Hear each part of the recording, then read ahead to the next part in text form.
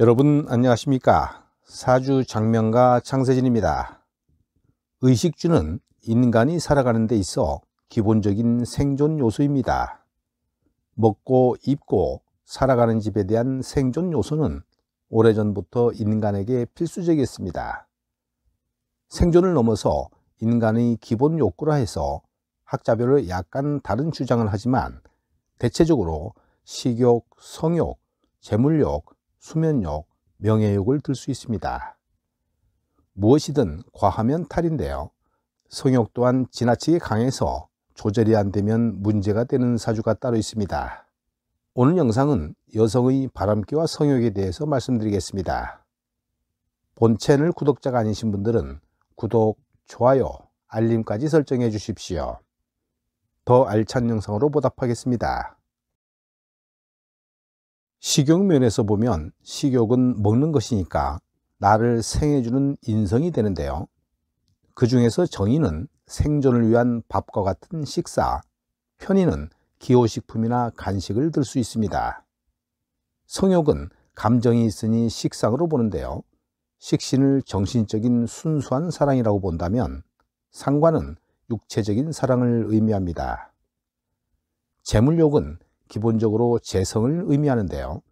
사주에 재성이 많으면 재물욕이 강하고 재성이 없으면 재물욕이 약하다고 봅니다.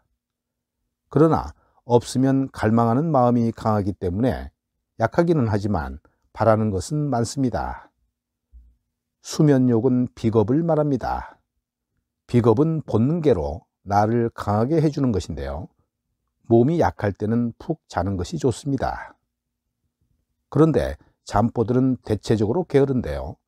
사주에 비겁이 많으면 더욱 그렇습니다. 명예욕은 관살입니다. 관살은 사회적 성분이기 때문에 봉사와 사회적 지위를 바라는 것은 관살로 봅니다. 이 중에서 오늘 다루고자 하는 욕구는 여자의 성욕입니다. 여자의 사주가 다음과 같은 구조일 경우는 성욕도 강하며 사주의 구조에 따라서 음란하다고 판단합니다. 더 설명할 것도 없이 있는 그대로 읽어보겠습니다. 첫 번째, 일주가 신강하고 관성이 미약한 경우. 두 번째, 일주가 약한데 식상이 많은 경우. 세 번째, 식상이 월지에 있고 재성과 관성이 미약한 경우. 네 번째, 관성이 약하고 식상이 발달한 경우. 다섯 번째, 상관이 많은데 흐름이 좋으면 예쁘기도 하지만 정조도 있습니다. 위 조건들은 식상과 재관과의 관계에 관한 경우였습니다. 계속합니다. 여섯 번째, 상관만 많고 재성이 미약하여 관이 힘이 없는 경우. 일곱 번째, 관성, 비겁, 인성이 가득한데 순환이 안 좋은 경우. 여덟 번째, 용신이 무력하거나 탁한 경우. 아홉 번째, 합이 많으면 정이 많아 거절을 못하고. 열 번째, 무관성이거나 인성이 약하면 도덕심 없이 활개치고 다니는 여자입니다. 이렇게 위 경우 중 한 가지만 있어도 성욕이 강하다고 봅니다.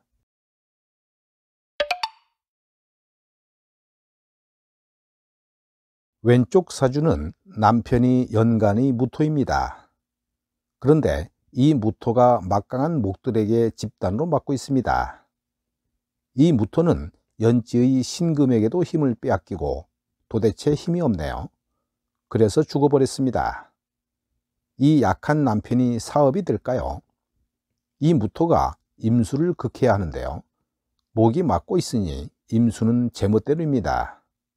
이 명주는 자기가 낳은 아이들을 버리고 다른 남자품으로 간 사주입니다. 오른쪽 사주는 불이 많고 신약합니다. 물이 없으니 겁재로 용신을 삼고 목생화로 식상이 많습니다. 여자 사주에서 식상이 많으면 성욕이 많다고 말씀드렸는데요. 식신은 정신적인 사랑, 상관은 육체적인 사랑입니다. 수는 종족 보존을 위한 성욕을 의미하는데요. 상관이 3개나 있으니 이쁘고 총명합니다. 그래서 일찍 결혼했지만 결혼한 지 얼마 안 돼서 남편이 일찍 사망했습니다. 무신대원에서 갑오일주와 목극토, 화극금으로 전쟁 상태를 이루니까 여자가 가만히 있질 못합니다. 왼쪽 사주는 무토가 막강한 토 군단을 가지고 있습니다. 이 명식에서는 남편이 을목인데요. 정관이 이렇게 미약하니 남편이 힘쓸 여력이 없어 보입니다.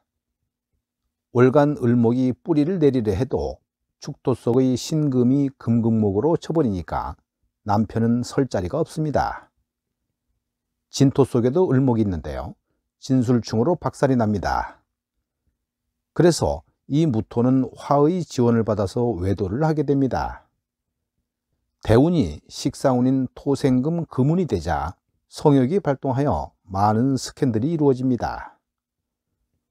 오른쪽 사주는 신약하기 때문에 생해주는 토가 용신입니다. 용신토는 해자축과 충미충에 걸리는데요. 용신이 벌써 심상치 않아서 편안한 삶이 불리합니다. 남편 관살은 양쪽에 정화로 위치하고 있는데요.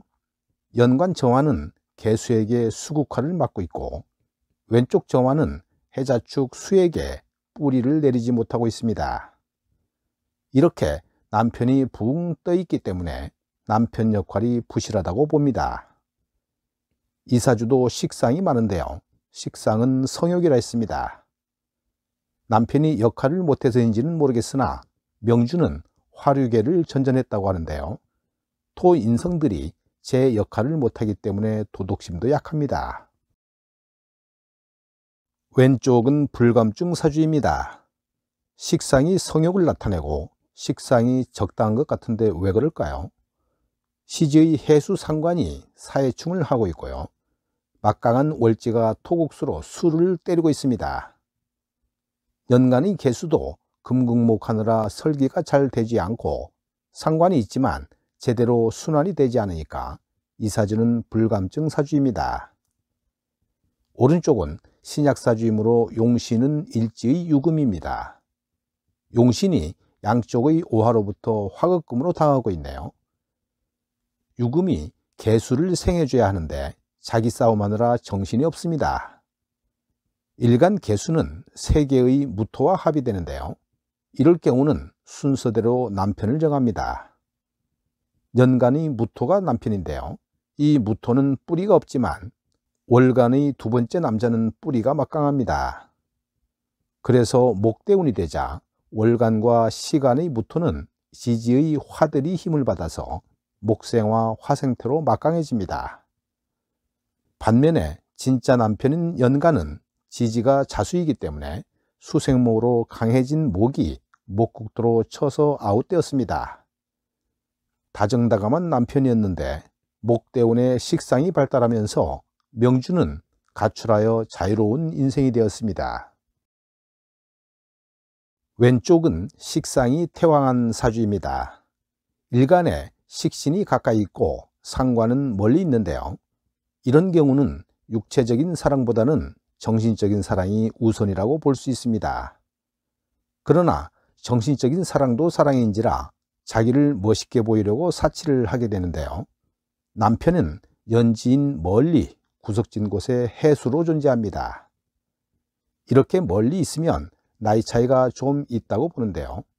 두 사람 간 차이가 7살 차이라고 합니다. 이 남편이 둘러싸인 토에게 토국수로 맡고 있으니까 아내가 싸돌아다니는 것을 알면서도 아내에게 끽소리 못한다고 합니다. 식상이 많아서겠지만 눈웃음 치며 예뻤다고 합니다. 오른쪽 사주는 신약하고 용신은 자수인데요. 그 용신이 멀리 있기도 하지만 토국수로 당하고 구석에 갇혀버렸습니다. 상관이 일간의 좌우에 가까이 있는데요. 상관은 육체적인 사랑 그리고 잘난 멋에 삽니다.